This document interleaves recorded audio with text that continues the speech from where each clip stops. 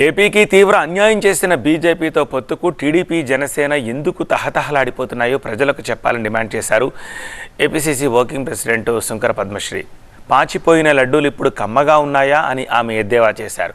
ఓటమి భయంతోనే పొత్తు పెట్టుకున్నారా అని ప్రశ్నించారు శుంకర పద్మశ్రీ. ఏమన్నా ఆంధ్ర రాష్ట్ర ప్రజలను గొర్రెమందలు అనుకుంటా ఉన్నారా? 2014లో పొత్తు పెట్టుకుని అధికారంలోకి వచ్చిన తర్వాత మళ్ళీ మీరే భారతీయ జనతా పార్టీ మోడీ ఈ రాష్ట్రానికి అన్యాయం చేసింది అని చెప్పి మీరు బయటకు వచ్చారు. చంద్రబాబు నాయుడు ఏమో మోడీకి వ్యతిరేకంగా ఏదో ధర్మ పోరాట దీక్షలని చేసి ప్రజల్ని మోసం చేసే ప్రయత్నం చేశాడు. పవన్ కళ్యాణ్ ఏమో పాచిపోయిన లడ్డూలు ఇస్తారా మాకు అని చెప్పి మాట్లాడినటువంటి వ్యక్తి ఈ రోజున ఆ పాచిపోయిన లడ్డూలే మీకు కమ్మగా ఉన్నాయా అని ప్రశ్నిస్తా ఉన్నాం.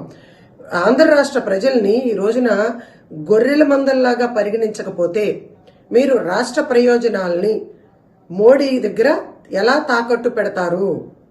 మీరిద్దరూ కూడా ఓడిపోతాము అని చెప్పి భయపడి భారతీయ జనతా పార్టీతో ఈ రోజున పొత్తు పెట్టుకుంటా ఉన్నారా?